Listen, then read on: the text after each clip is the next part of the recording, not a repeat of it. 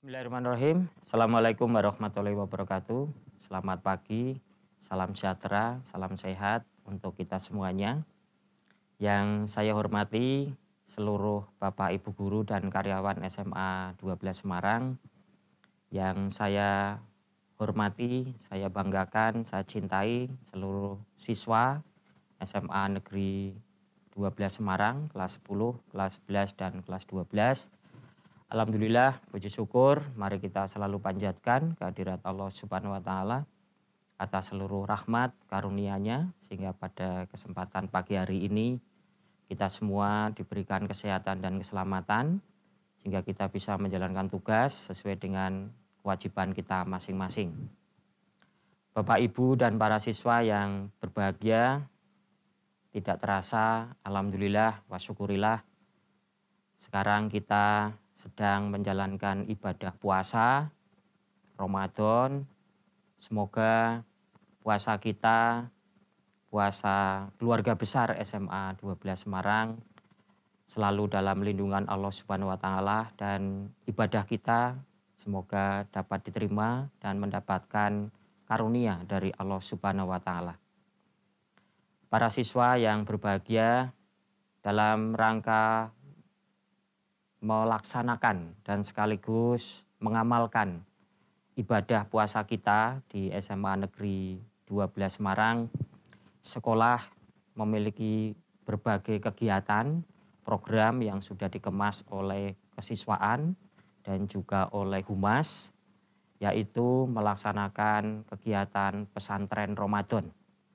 Untuk itu, keluarga besar SMA 12 tentu mengharapkan sekali kepada seluruh keluarga besar, Bapak Ibu Guru dan juga para siswa untuk bisa mengikuti dan melaksanakan kegiatan pesantren Ramadan ini dengan sebaik-baiknya.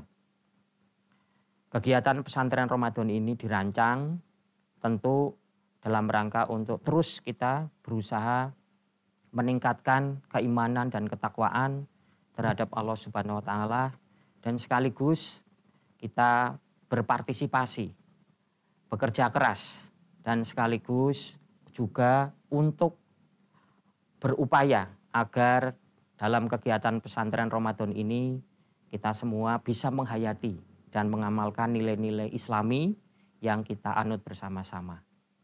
Semoga kegiatan pesantren Ramadan ini bisa selesai dengan baik dan kita semua, khususnya para siswa, bisa mengambil hikmah untuk kita amalkan dalam kehidupan sehari-hari.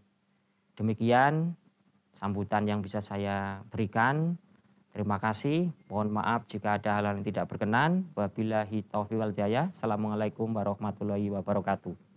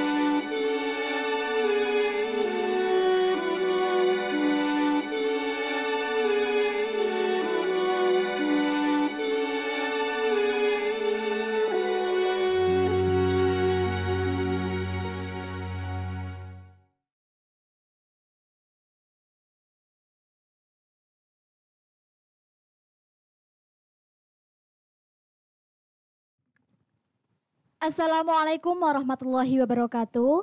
Selamat sore anak-anak, Bapak Ibu Guru dan seluruh warga SMA Negeri 12 Semarang yang sedang menyaksikan channel YouTube Semandalas Official. Bersama dengan saya Faridah Erianingsih dalam acara Pesantren Ramadan. Kali ini tema kita adalah menyiapkan generasi berakhlakul karimah berjiwa Qur'ani.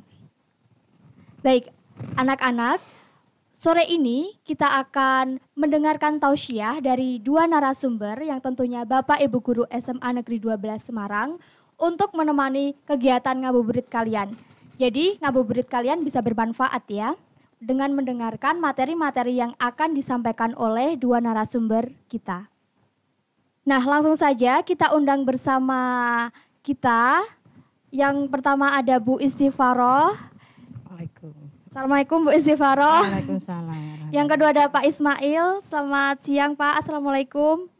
Waalaikumsalam warahmatullahi wabarakatuh. Ya, kali ini Bu Istifaroh dan Pak Ismail nantinya akan menyampaikan materi ya dalam tema silaturahim dan puasa dan dimensi sosial kemasyarakatan. Nah, agar tidak berlama-lama menunggu, kalian langsung saja materi yang pertama akan disampaikan oleh Bu Istifaroh dengan tema silaturahim.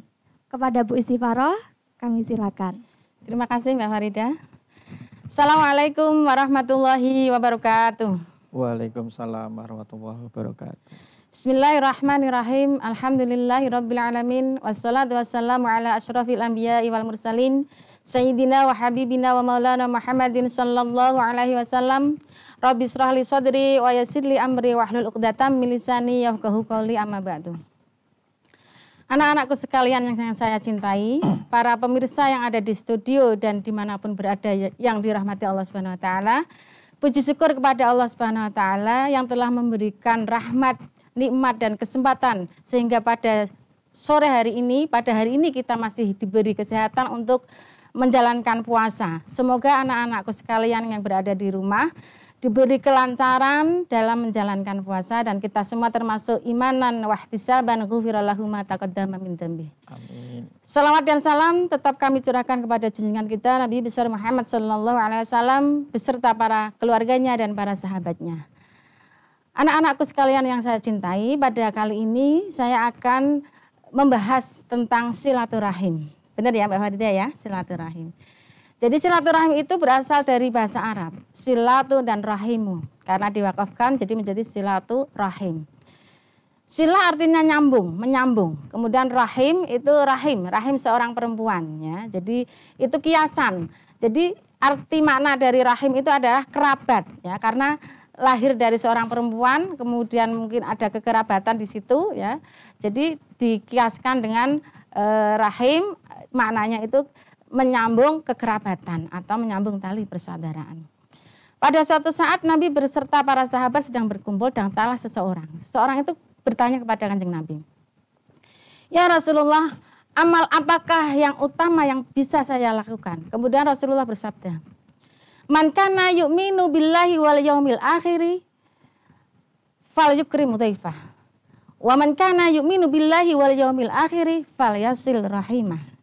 Wa man kana yu'minu billahi wal yaumil akhiri falyakul khairan aw liyasmut." Ya. Jadi Nabi bersabda kepada orang yang telah datang dan sahabatnya juga mendengar, ini sahih dari Bukhari, bahwa barang siapa yang beriman kepada Allah dan beriman kepada hari akhir, maka hendaklah dia menghormati tamu. Yang kedua, barang siapa yang beriman kepada Allah dan hari akhir, maka hendaklah ia bersilaturahim. Kemudian yang ketiga, wa man kana yu'minu billahi wal yaumil akhiri falyakul khairan aw liyasmut.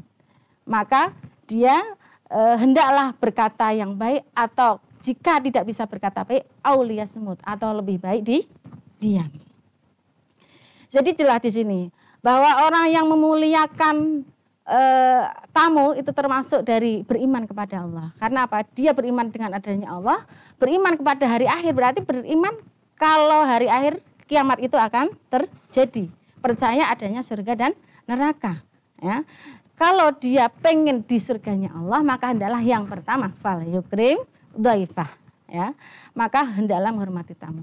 Suatu saat Kanjeng Nabi didatangi oleh seorang ibu yang berkeluh kesah kepada Nabi. Ya Nabi, di rumah itu suami saya itu banyak tamunya, setiap hari ada tamu, ya. Sehingga saya kerepotan untuk memberikan suguhan, karena kan kalau ada tamu harus memberikan suguhan, ya.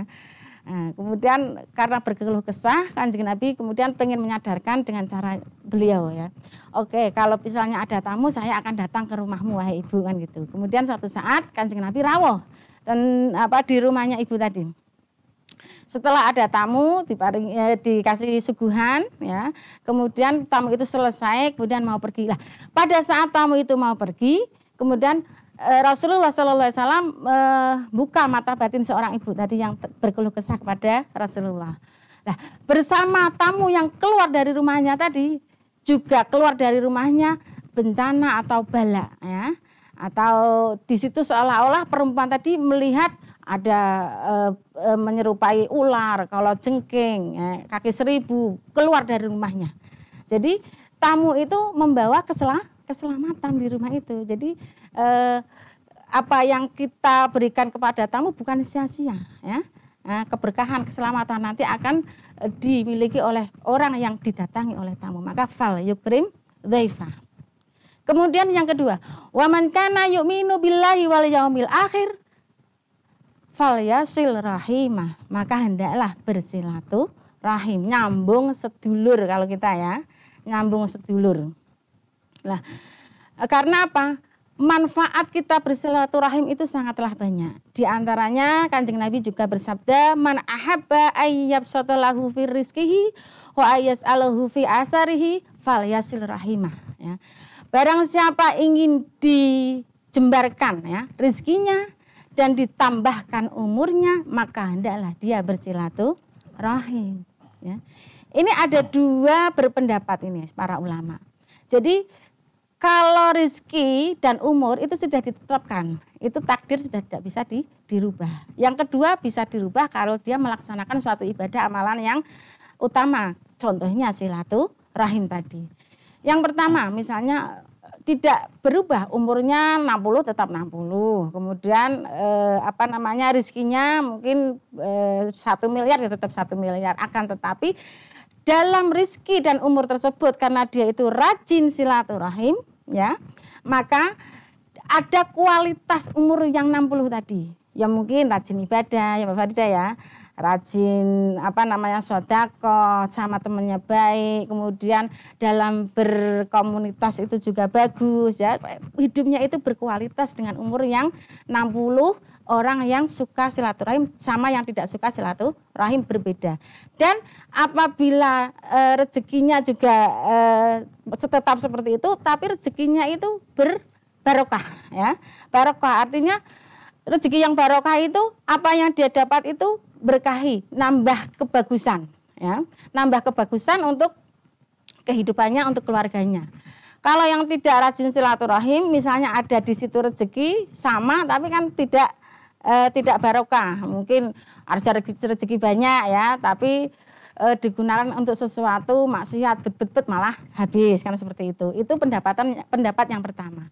Kemudian pendapat yang kedua, bahwa silaturahim itu akan memperluas rezeki dan akan memperpanjang umur atau menambah umur. Lah, ini berarti yang tadinya orang itu ada yang orang rajin silaturahim dan tidak rajin silaturahim. Yang rajin silaturahim itu sudah ditetapkan umurnya 60, kemudian menjadi 75 karena dia rajin silaturahim.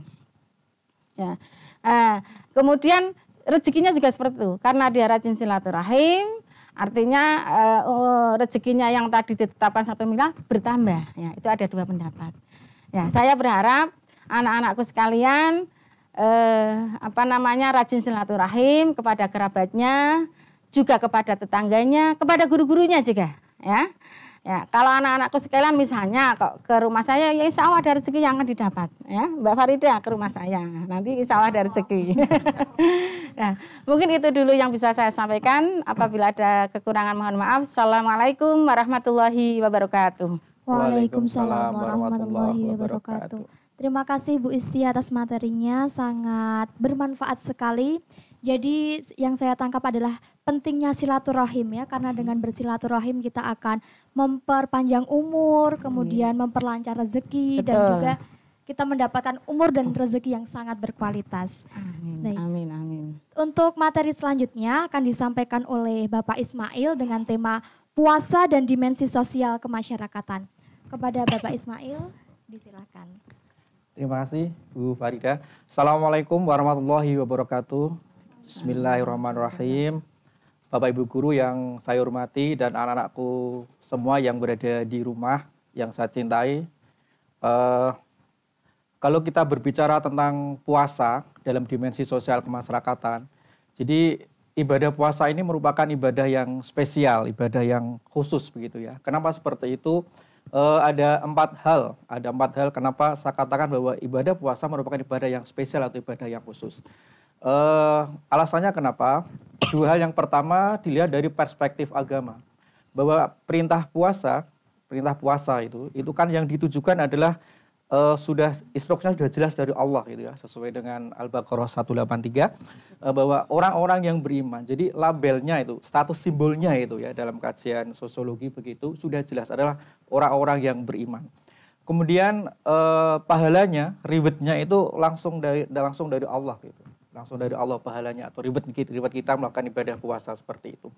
Nah, kemudian kekhususan yang kedua, kespesialan yang kedua itu dari perspektif sosiokultural, bahwa ibadah puasa ini adalah sebuah ibadah yang syarat dengan pesan-pesan sosial kemasyarakatan. Jadi sebuah pelatihan begitu, pelatihan yang luar biasa, yang lebih pelatihan-pelatihan yang ada, bahwa ketika kita masuk bulan puasa ini kita dilatih banyak hal yang itu nanti akan membentuk karakter kita yang itu nanti akan berkaitan dengan kehidupan bersama, berkaitan dalam kehidupan masyarakat. Jadi ibadah yang syarat dengan pesan-pesan sosial kemasyarakatan. Nah, kemudian yang keempat, alasan kenapa tadi saya katakan bahwa ibadah puasa adalah ibadah yang khusus, itu adalah ibadah yang dalam perspektif sosial kemasyarakatan itu ibadah yang multi efek gitu. Dampaknya itu luar biasa. Jadi ketika sudah masuk bulan puasa, bulan Ramadan itu seperti ada resonansi sosial, semua bergerak. Kebijakan pemerintah pun bergerak ke sana, dunia hiburan bergerak ke sana, kemudian sektor ekonomi pun bergerak gitu. Jadi ada efek yang luar biasa yang ketika sudah masuk bulan Ramadan. Jadi resonansi sosial yang luar biasa seperti itu. Sehingga kebijakan pemerintah pun sangat support kepada kaum muslim yang di Indonesia khususnya yang sedang menjalankan ibadah puasa, sampai hilalnya pun dibantu dicari, ini awal puasa, ini akhir puasa kan begitu. Kemudian jam kerja pun dipotong gitu ya, kemudian sektor ekonomi pun bergerak, baik dari sektor kuliner tentunya, kemudian sektor moda transportasi, dalam tanda petik ketika kita tidak dalam sedang masa pandemi. Dan sekarang pun kita sudah mulai bergeliat ke sana seperti itu. Dan satu hal lagi, bahwa dalam perspektif sosiokultural, bahwa ibadah puasa ini adalah ibadah yang dibalut dengan tradisi-tradisi masyarakat yang tentunya adalah bisa disandingkan dengan syariat agama yang ada. Jadi dalam banyak hal begitu, ibadah puasa baik awalnya maupun pertengahannya maupun akhirnya itu kan dalam masyarakat kita itu didampingi dengan berbagai tradisi yang ada. Kalau di Kudus itu untuk masuki bulan Ramadan itu ada istilahnya dandangan gitu ya, ada dandangan. Kemudian kalau di Semarang itu dukderan gitu ya. Dan mungkin di daerah lain pun sama, ada yang istilahnya nyadran, ada yang apalah itu. Nah, tradisi semacam itu adalah menunjukkan betapa Ramadan ini memberikan dampak yang luar biasa bagi kehidupan masyarakat. Jadi tidak hanya masalah ibadah ritual kita pada Allah SWT saja, tidak, tapi dampak horizontalnya ini jadi sangat multi efek gitu, dalam kehidupan bersama. Dan yang lebih khas lagi adalah bahwa ibadah puasa ini di dalam tradisi kita itu dibalut dengan tradisi-tradisi yang ada, yang tentu tadi saya katakan tradisi yang bisa disandingkan dengan syariat agama begitu ya. Dan itu menambah semaraknya siarnya ibadah puasa ini. Begitu kira-kira sebagai prolog tentang puasa dan dimensi sosial kemasyarakatan. Dan nanti akan kita sambung dengan dialog lagi ya Bu Farida. Demikian kurang lebihnya mohon maaf. Assalamualaikum warahmatullahi wabarakatuh. Waalaikumsalam warahmatullahi wabarakatuh. Terima kasih Pak Is materinya. Jadi puasa ini memang benar-benar berdampak ya, baik dari segi budaya, ekonomi, memberikan pengaruh semua, dan juga tentunya puasa ini melatih diri kita untuk dalam berbagai hal tentunya. Baik, untuk selanjutnya kita akan masuk ke sesi tanya jawab, Pak, Bu. Di sini kami sudah memiliki beberapa pertanyaan. Mungkin yang pertama untuk Bu Isti terlebih dahulu. Bagaimana sih Bu cara bersilaturahim di era pandemi seperti ini? Ya, terima kasih atas pertanyaannya Mbak Farida. Jadi memang kondisi kita itu beda ya dengan sebelum adanya pandemi. Ya, kalau sekarang itu berarti ada perkecualian. Kalau dulu orang itu silaturahim itu cenderung tandang ke rumahnya, ngaten ya, gitu ya, tandang ke rumahnya untuk bertemu dengan kerabatnya atau gurunya atau sahabatnya. Tapi karena sekarang itu berkaitan dengan keselamatan dan kesehatan, ya, sehingga silaturahimnya itu kita bisa juga dalam bentuk yang biasa kita lakukan, ada bisa video call, secara itu virtual, ya. Nah, akan tetapi memang afdolnya kalau utamanya kan kita bertemu terus sungkem kepada orang tua ya. Karena ini puncak silaturahim itu adalah kita nyambung silaturahim kepada orang tua, bapak sama ibu ya. Itu puncak silaturahimnya, yang paling bagus silaturahim. Jadi kalau kita misalnya sama teman, kemudian sama atasan, kok kita silaturahmi sregep, menyapa setiap hari, kok sama orang tuanya tidak, itu salah. Ya, yang betul itu sama orang tuanya lebih baik tiap hari. Ya. Karena dulu pernah ada cerita bahwa ada seseorang yang mau divonis 10 tahun penjara karena dia divonis bukan kesalahannya, difitnah. Ya. Kemudian minta saran kepada syekh, ya, seorang syekh. Di situ sarannya disuruh ke rumah makan yang terbaik, makanannya enak, dibawa pulang dikasihkan kepada ibundanya. Loh saya tidak bisa, kurang 1 jam ya, kurang 1 jam. Ya. Divonisnya itu kurang 1 jam, tidak apa-apa, yang penting ketemu ibumu. Lah ketika seorang ibu itu didatangi kan dia bersyukur sekali dan mendoakan keselamatan untuk anaknya, walaupun hanya makanan yang dibawa ya. Oleh karena itu ketika itu ke pengadilan lagi, lah yang tadi orang yang memfitnah itu ketemu, kebongkar kedoknya, sehingga yang memfitnah tadi yang dipenjara 10 tahun dia tidak dipenjara 10 tahun. Itu silaturahim karena belum masa pandemi, mungkin seperti itu. Nah kalau sekarang karena itu ada hubungan dengan kesehatan dan keselamatan, ya kita bisa silaturahim dulu memakai video call atau menyapa dan lain sebagainya. Yang penting kita tetap ada kepedulian kita terhadap orang tua, terhadap kerabat yang kita memang belum bisa untuk keluar kota, seperti itu. Ya, kira-kira begitu ya Mbak Farida ya. Baik Bu, terima kasih. Mungkin menyambung lagi kan di sini sebelum masa pandemi ini biasanya ada acara halal bihalal. Oh, Nah itu kan semua yang tidak pernah bertemu berbondong-bondong, ayo halal bihalal di sini, di sini. Nah, namun tadi Bu Isti menyebutkan bahwa silaturahim itu bisa saja setiap hari. Di sini saya mau bertanya, bagaimana sih Bu kaitan antara silaturahim dan halal bihalal ini? Ya. Memang Indonesia itu mempunyai tradisi yang unik, tapi menurut saya bagus ya Pak Is ya. Iya, di Arab itu tidak ada itu, kok halal bihalal tidak ada. Tapi subhanallah, dulu itu ulama-ulama kita begitu luar biasa menciptakan suatu tradisi di mana orang itu bertemu, kemudian mohon maaf, saling memaafkan, walaupun di situ mungkin kata-katanya tidak pas, tapi wis tradisi ya. Minal aidin wal faizin.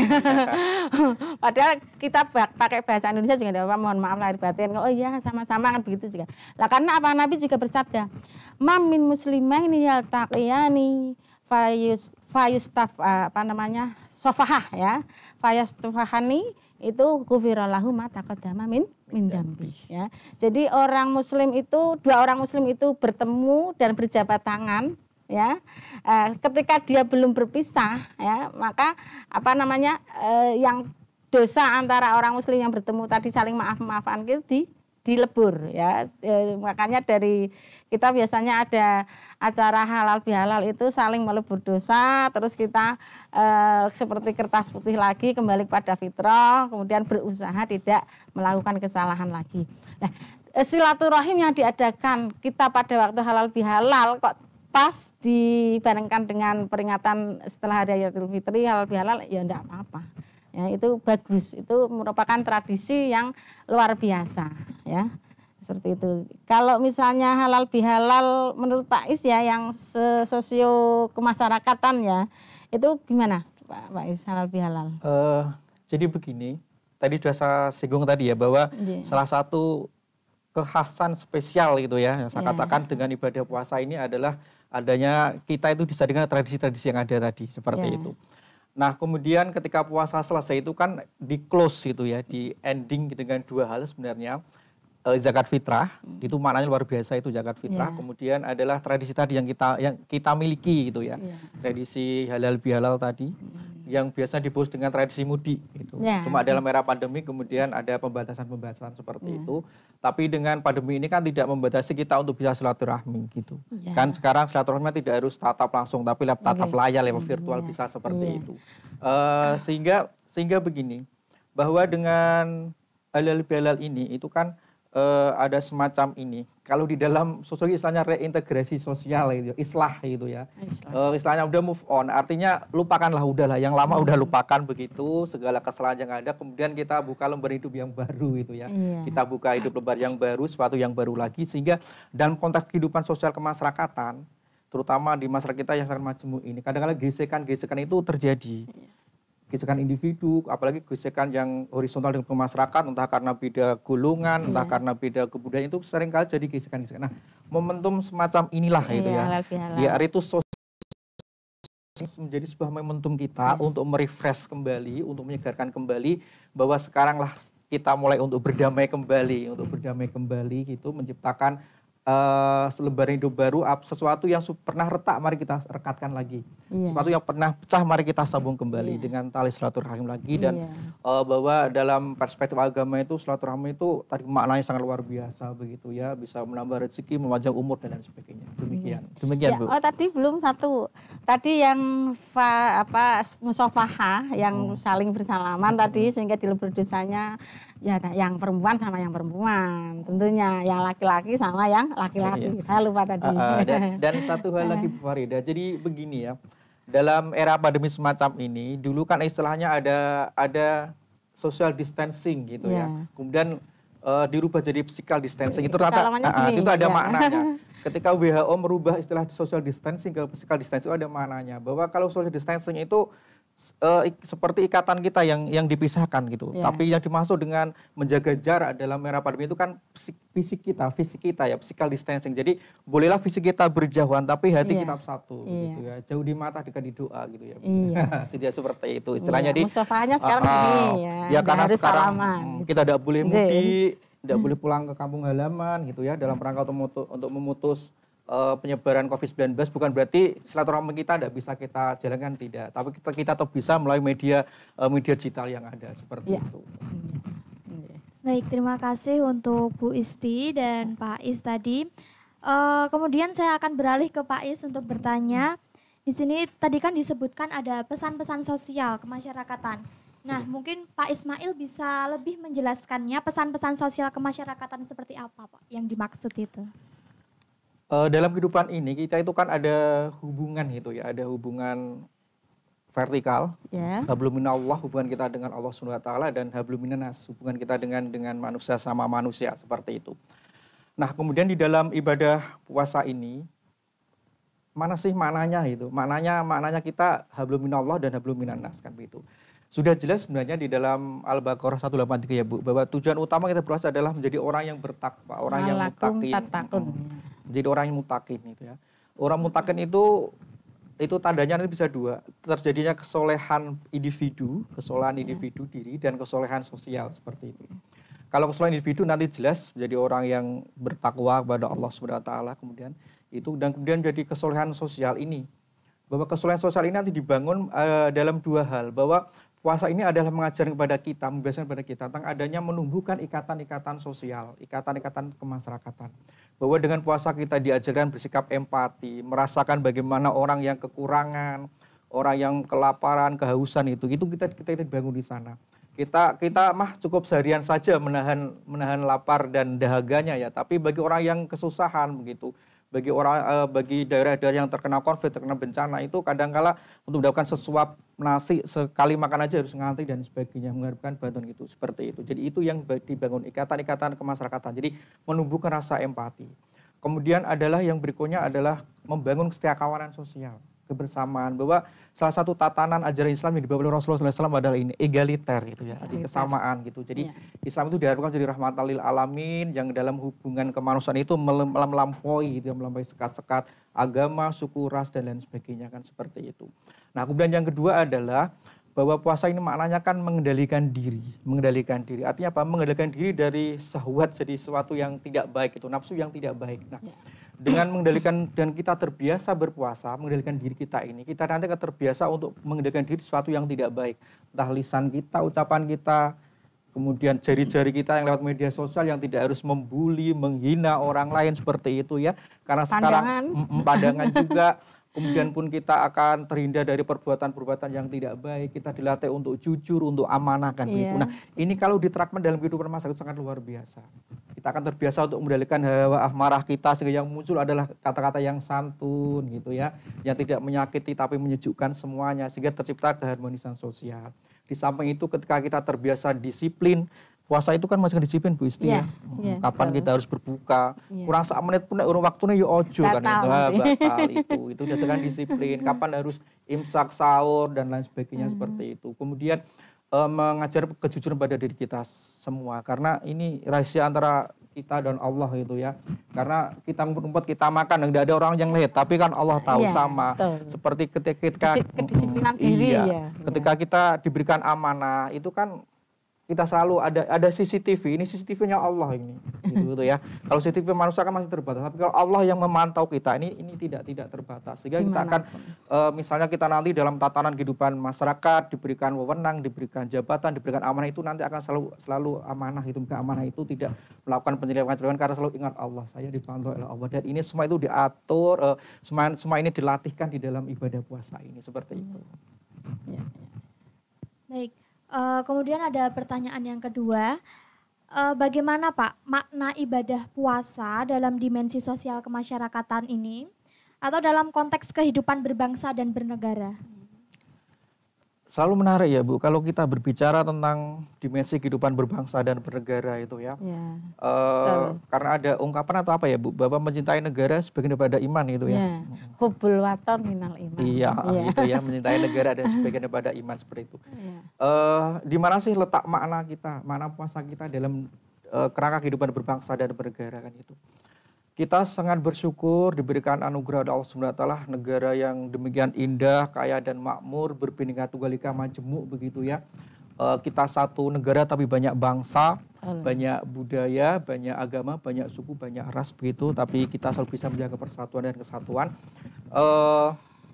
Kemudian di mana sih makna puasa dalam rangka kita kehidupan bangsa dan bernegara? Itu yang pertama tadi.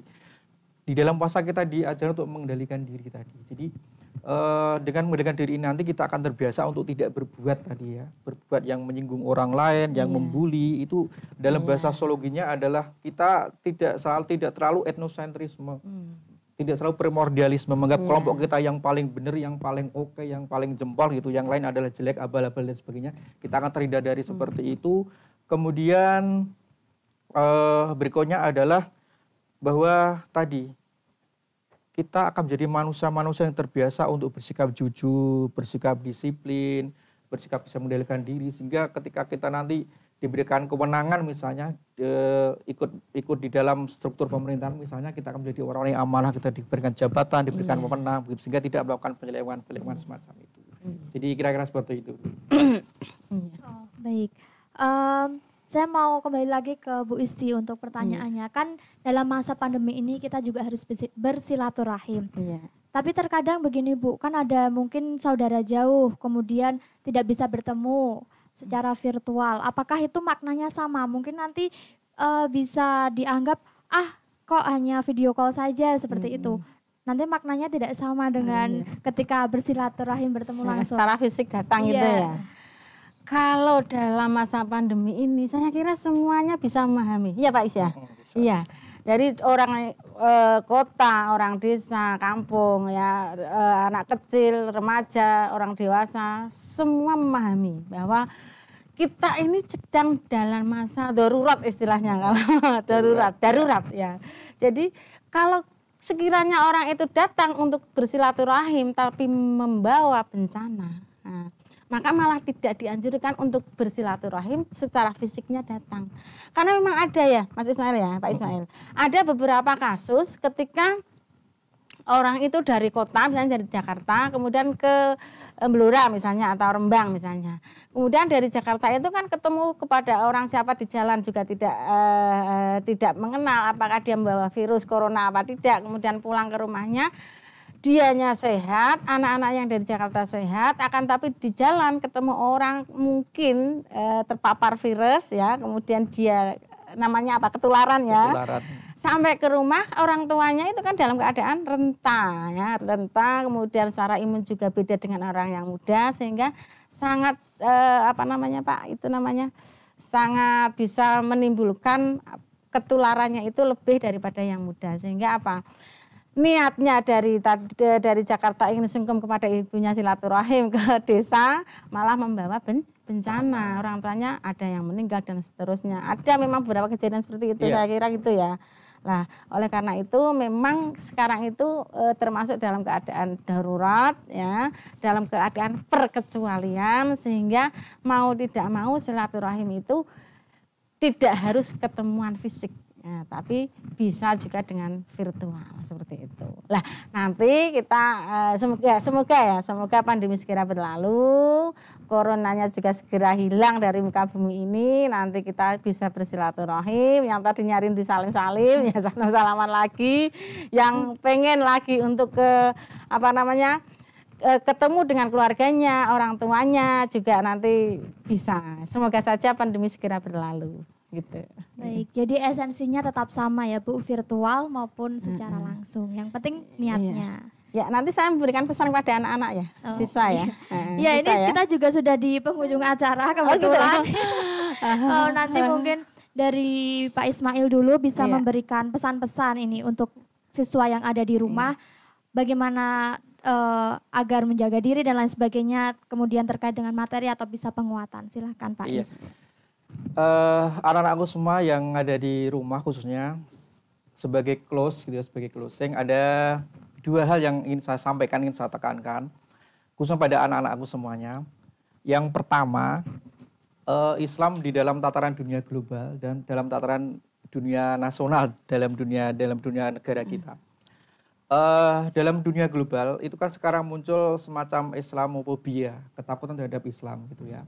Dan saudara-saudara kita yang di berbagai negara termasuk di Amerika itu sedang berjuang untuk menghapuskan stigma itu di dalam agama Islam. Artinya agama Islam yang nampak tidak agama yang penuh kekerasan dan berdarah-darah mungkin ya, tapi ini agama yang sejuk, yang damai, yang benar-benar rahmatan lil alamin dia beristighfar. Nah, banyak saudara kita yang berjuang di banyak negara untuk membuktikan itu ya, untuk menghilangkan stigma Islam yang menakutkan, yang radikal tadi.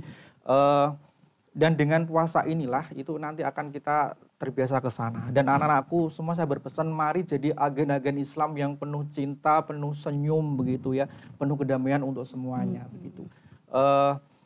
Bagaimana caranya? Salah satu caranya adalah begini, Gus Dur mengatakan kesolehan sosial itu tidak hanya bentuk rukuk dan sujud, tapi adalah dengan cucuran keringat. Artinya harus ada sesuatu yang kita lakukan begitu. Gus Mus pun bilang begitu ya, bahwa nilai-nilai Islami itu adalah pancaran dari keseluruhan sosial dan pancaran nilai Islami di dalam nilai-nilai sosial. Artinya tidak cukup saja kita rukuk sujud pada Allah SWT, tapi kemudian kita melupakan hubungan hablum minanas kita dengan sesama kita. Nah, masih ada hubungannya.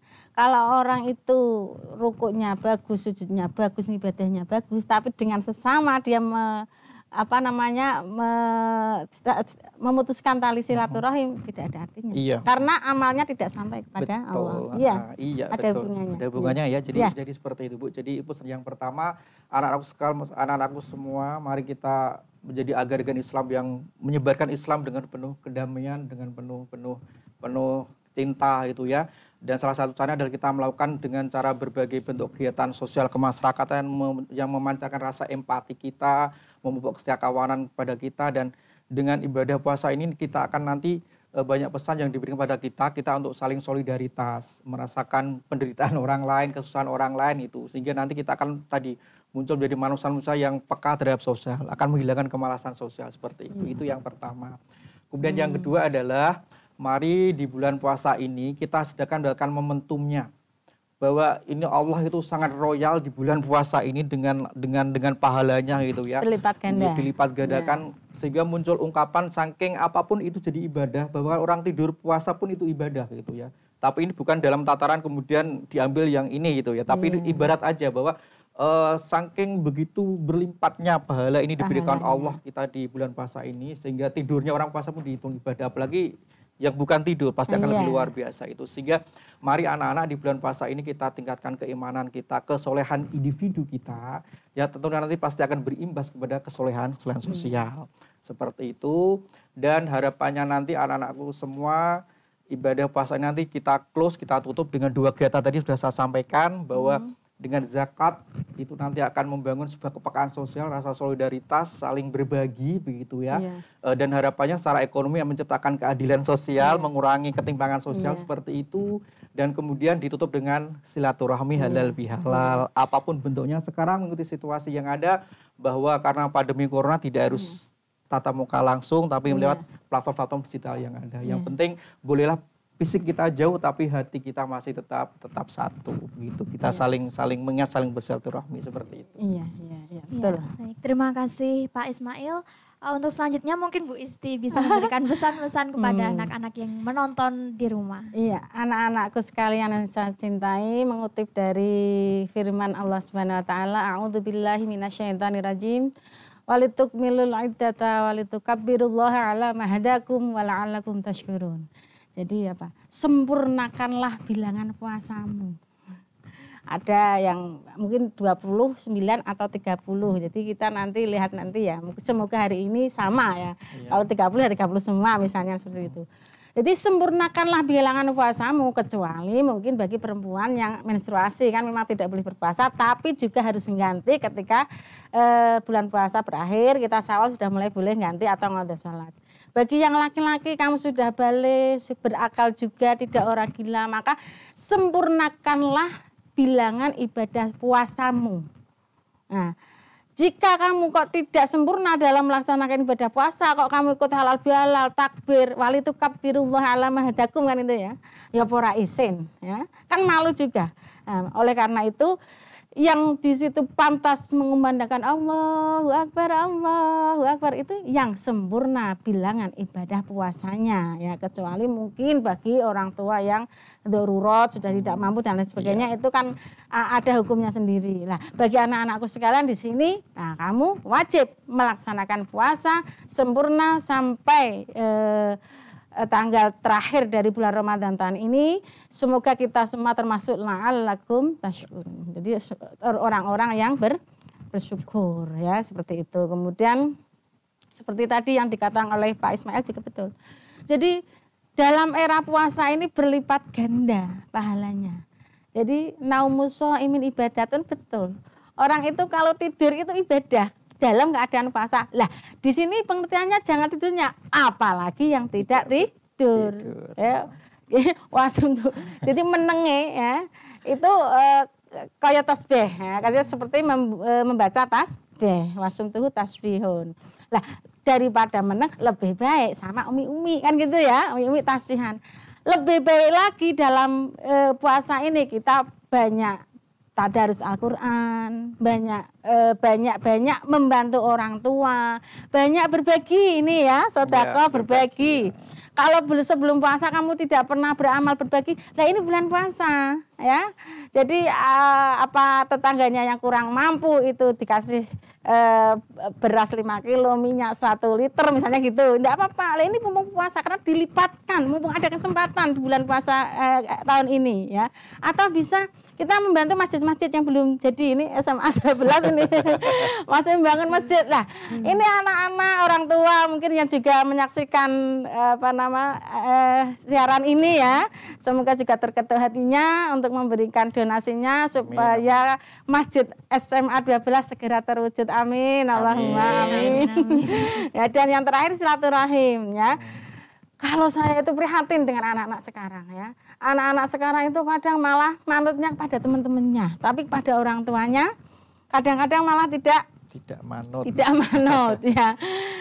Loh kok bisa berkata seperti itu loh. Sekarang itu kamu itu PJJ itu mesti Bapak Ibu guru semua kan juga mengkondisikan kamu untuk ikut PJJ ya, tapi kamunya banyak kan nanti ada yang tertidur dan sebagainya. Lah orang tua kalau di rumah itu mesti semua sudah bangunin kamu, semua sudah menyiapkan kamu untuk ikut PJJ dan lain sebagainya. Lah itu kamu manut, jangan terus digugah poso malah nesu-nesu ya, itu pada orang tua kita harus baik ya, kita harus baik karena kan kamu masih satu rumah ya. Kalau yang sudah di rumah ya sungkem silaturahim kalau kita sudah ada waktu untuk bisa silaturahim itu. Jadi orang tua itu sangat penting bagi kehidupan kita. Apabila orang itu ingin sukses ya birrul walidain, harus berbakti pada orang tua. Tidak ada Mas ceritanya orang yang birrul walidain kok tidak suksesnya, tidak ada. Tapi kalau orang yang hancur hidupnya karena dia durhaka kepada orang tua, contohnya banyak seperti itu ya. Mungkin itu kira-kira pesan saya untuk anak-anak. Baik, terima kasih Pak Ismail dan Bu Istighfaroh. Baik anak-anakku, tibalah kita pada penghujung acara kali ini, acara pesantren Ramadan. Semoga materi-materi yang sudah disampaikan oleh kedua narasumber kita ini bisa bermanfaat dan menambah semangat kita dalam menjalankan ibadah puasa kali ini. Dari saya sekian, terima kasih atas perhatiannya. Wassalamualaikum warahmatullahi wabarakatuh. Waalaikumsalam warahmatullahi wabarakatuh.